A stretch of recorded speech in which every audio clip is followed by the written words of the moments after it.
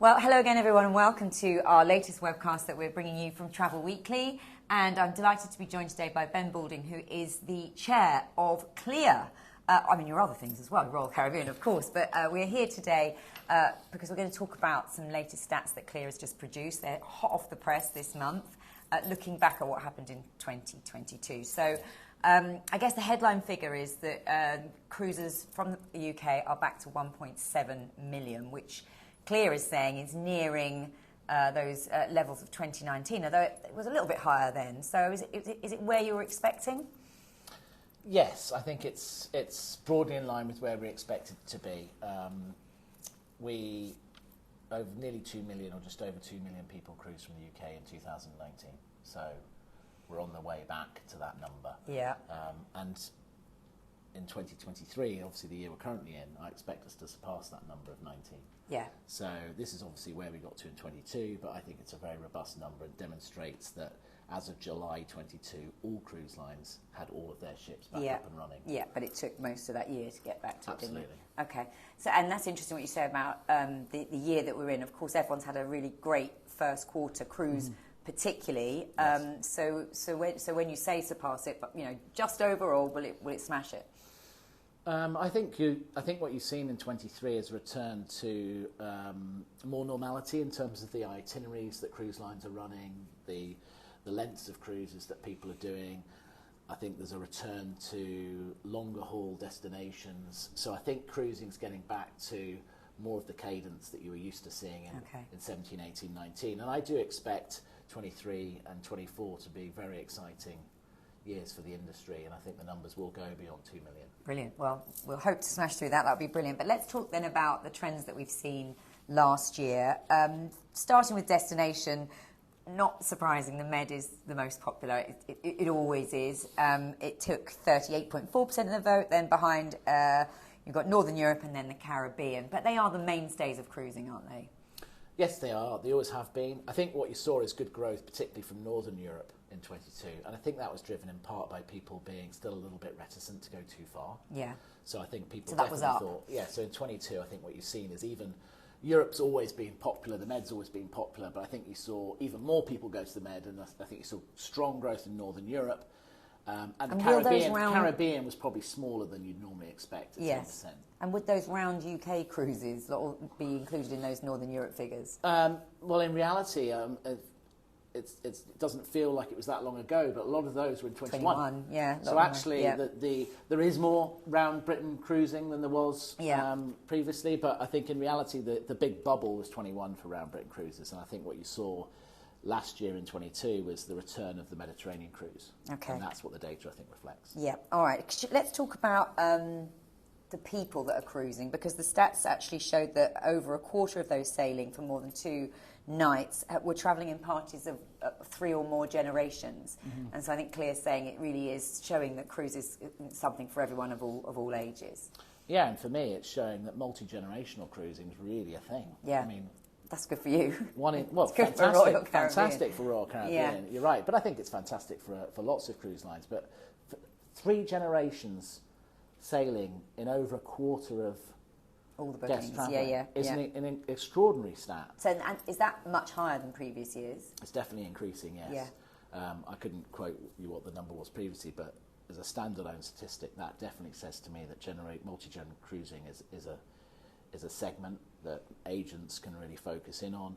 I think we saw a lot of families coming together in 22 post the pandemic, which I think also probably inflated that number, because we hadn't seen our loved ones in many cases for so long. And cruise was a phenomenal vehicle. It always has been. So but do you think it could be short-lived then? Like people did it because of that, I think it's a very big number. Now, if it continues, as you say, great for brands like Royal Caribbean. But I think it was a very big number in 22, exaggerated by the fact that it was that post-COVID getting together. We've all seen our families now.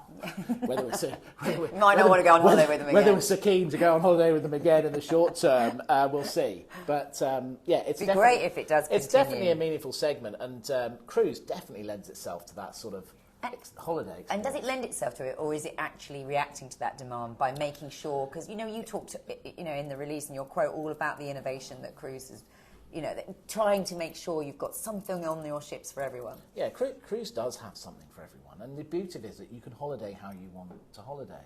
You don't have to be on top of each other all the time on a cruise ship. Yeah. You can go and do your own thing. You can go off at destinations and different ports, and you can go on different trips, different excursions. You can go and see the town. You can do whatever you like, and then come together for a meal in the evening.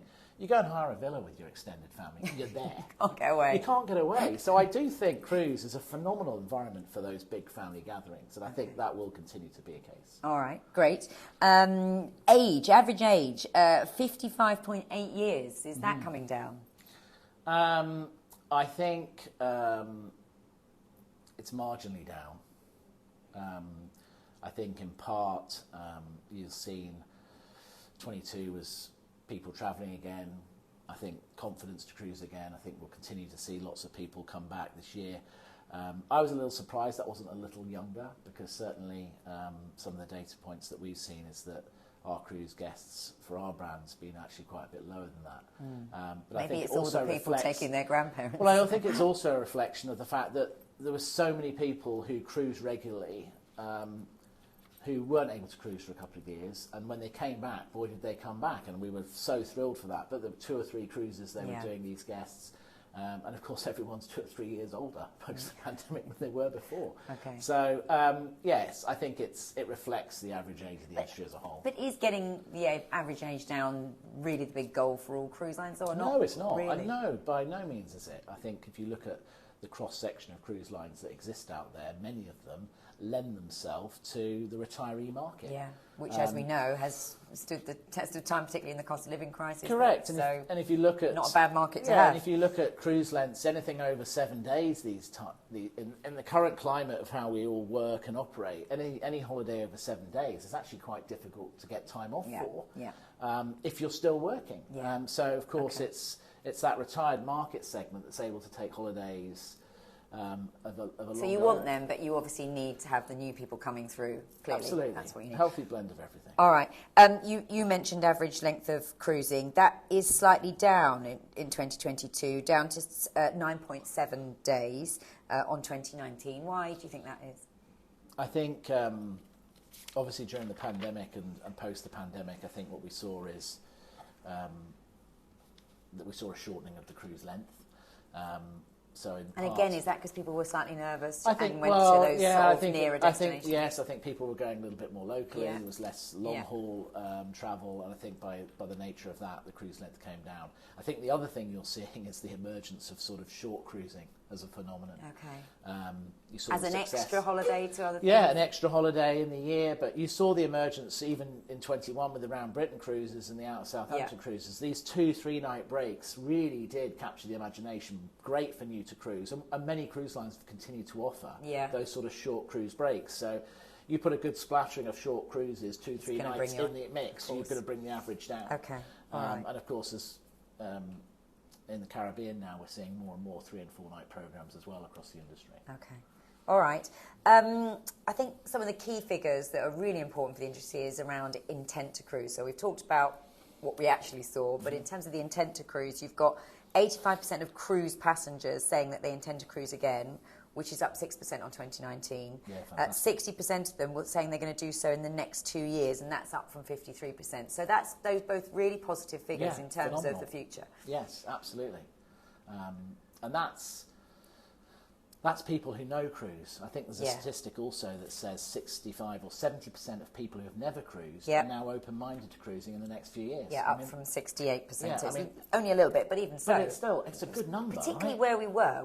Everyone was very worried the cruise might never come back, but actually you've got people saying, I really want to do it. Yes, and look, these data sets are all trended versus 2019. Yeah. 2019 was a great year for cruise. We forget that, right? We've come through some difficult years, but 2019 was a great year for cruise. We were on an absolute high. And you look at 2019 versus 2014, that number has jumped massively in that period of time. So I think all 3 of those statistics just demonstrate how positive a momentum the cruise industry and sector has. And what do those figures do to you and your peers running cruise lines? What does it give you the confidence to do when you see stats of intent like that? I think it's, it obviously gives you confidence to continue to deploy programs and ships in markets where the UK market guests want to go to. Yeah. It continues to encourage you to invest in the market, not only from a consumer marketing perspective, but also from a trade perspective. Yeah. And it just gives you absolute confidence that the outlook is really good. And of course, all cruise lines pretty much maintain their order books for their new hardware through the pandemic. And of course, there's lots of new hardware coming. Well, a lot of it is held over, of course, isn't it? Because we're still seeing some of that, and I'm not sure how many people have been placing orders in the last few years. But even that, because that pipeline was 10 years out, that's still coming. So you're right, have new ships been ordered? Will there be a gap down the line? Possibly. But right now, you've just got this conveyor belt of new ships coming out. You've just had Arvia, I think was probably the latest big name ship to come out. We've got Icon coming out next year. We've then got Utopia. MSC have had an aggressive new build. Exactly. And so there's so much new hardware coming out, and it gives you absolute confidence that if you go and market it effectively in this UK and Ireland marketplace, people will cruise. And just while we're on that, it's not part of the stats, but how is the UK doing? Did it come back much slower, much quicker? How is it faring now against other markets where we're competing, really, because we want you to bring ships, don't we, to the UK market? Yeah, I mean, I think as a general rule, I think the UK market rebounded, or the cruise sector in the UK rebounded quickly versus the world. Yeah. So, I mean, cruising in the UK started round Britain. Because you were all so great with all your protocols and you went out on the front foot. I mean, it was on the front foot. Yeah. I mean, one stat I can give you is 3 of Royal Caribbean's first 5 ships back were in Europe. Yeah. Now, I don't know the stat for the overall industry, but certainly as far as our group was concerned, Europe rebounded quickly. Okay. I think what you've seen in 23 is a real catch-up. Yeah. So I think you've seen the rest of the world all catch up, and we're now talking about whether China's going to restart cruising, and Japan are removing protocols now. So the world's catching up at different paces, but as we go through 23, I think the landscape will be as it was in 19. No restrictions. The world will be able to cruise if it wants to. Yeah. Almost where it wants to. So what does the UK have to do then with that backdrop? What does the UK have to do to ensure that we do get all the tonnage and the hardware and the new hardware that we want? It's all about ensuring that we source the right guests for the right cruises, and that we so they come back. And that they enjoy, but also that we get the right rate for the holidays. So we've got to make sure that we. And what's happening with that? Because I did have a look at some of the prices that were, there was brand new ships sailing in the Caribbean or wherever, so you'd think you would command really big, good prices, strong prices for your newest tonnage, and there were some incredible rates out there, like really, really. Yeah, there is value in the marketplace right now for sure, because I think what you've still got is the industry is still catching up a little bit. Yeah. We've caught up largely, almost entirely, but we're probably still a little bit off where we would be historically. So you've still got that aggressive value and price point, I think, from many cruise lines to kind of see out and really maximise the opportunity of this year. But as each month goes by, the gap to where we would expect to be as an industry lessens. Okay. And I think at that point you'll start to see the rates starting to creep up. So by now. Yeah. The agents should if you want, consumers should buy now. Agents really have got a great opportunity to continue to save 23, but also maximise the opportunity of 24 being on sale now. Yeah. People want to get back to booking holidays a bit further in advance now. They've got the confidence to do it. Yeah. There was a period of time where it was like, no, I'm going to wait. I think what we're seeing is lots of guests showing interest in 24, 25, even some cruise lines in ultra luxury. River cruise lines are looking at 25. Yeah. So I think the booking curve's starting to go out. Yeah. I think prices will start to go up. I think that's great for the cruise lines. It's obviously great for the trade because commission values go up as well. And I think we'll start to get back to making sure that we're charging the right price for all of our cruise holidays. All right. And while we're talking about agents, what would be the message there? Because I know we talked before about a lot of people having left the industry. There was a bit of a possibly a knowledge gap in the market where we hadn't got the experience before. Do you feel that's better now in terms of the agents you're working with, and what should new agents or existing agents, what should they be doing to make sure they capitalise on what we're seeing here in these stats? So I think that the trade are definitely have come back a huge amount, and I think the UK trade are really beginning to fire on all cylinders. Lots of new people joining the industry. I think There's still, in many cases, I've been in an agency this morning that's still actively recruiting in the sales space. I saw an agency last week who's still actively recruiting. I spoke to some this week as well, exactly the same. So active recruitment is very much still a thing. Yeah. But we are seeing large numbers of people join the travel sector, which is fantastic. Yeah. I think the key thing is we've got to train them quickly. Yeah. So I'll give you a good example. We're doing a seminar at sea in a couple of weeks' time on Symphony out of Barcelona. And our stipulation was you can have never cruised with us before. We filled 400 spots like that. Wow, okay. So there is definitely loads of people that want to learn. You look at the Clia conference. Yeah, oh gosh, it's completely oversubscribed. It's oversubscribed. We probably could have sold it twice. Yeah. And we just haven't got enough. No, and the other thing, 65% of the people coming haven't cruised. Yeah.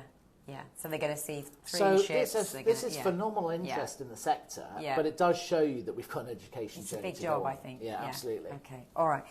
Very quickly, because I know you can see everybody walking past. We're supposed to be going to an event to actually talk about these stats. You've got to give a presentation.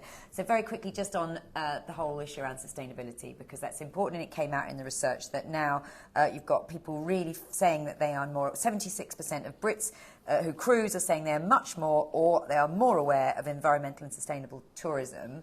So it's on their radar generally. Do you think they feel that cruise is a sustainable travel option?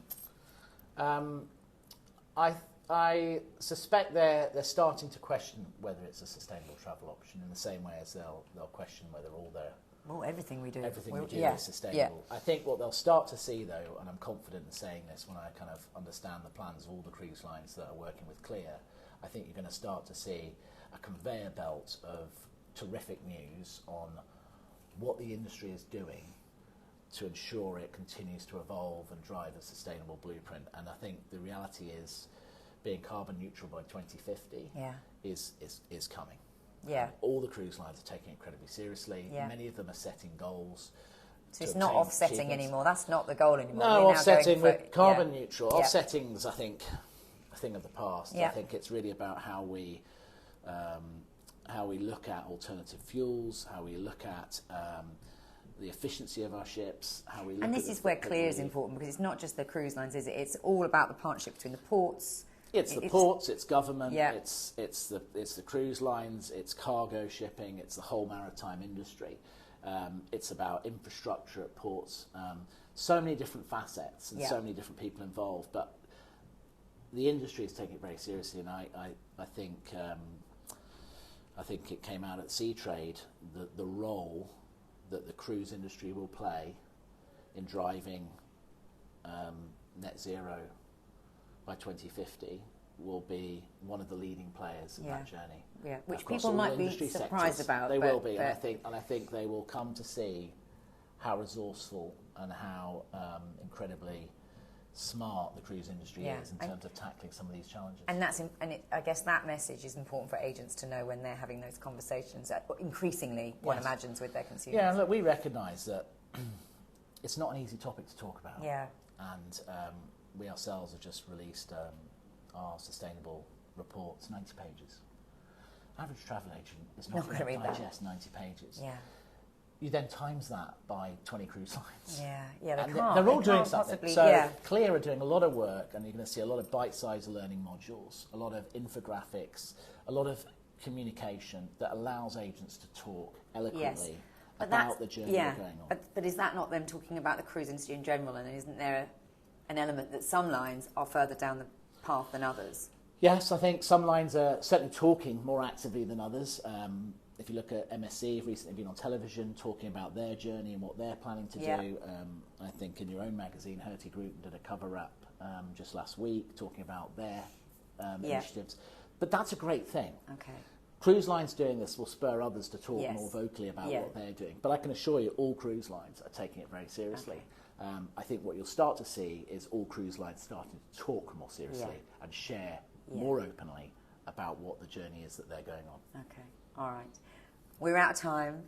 Really grateful for you talking through those stats. It is very positive, and we look forward to smashing those targets in 2023. But for now, thank you very much to Ben Bouldin from Royal Caribbean and the chair of Clia. Thank you.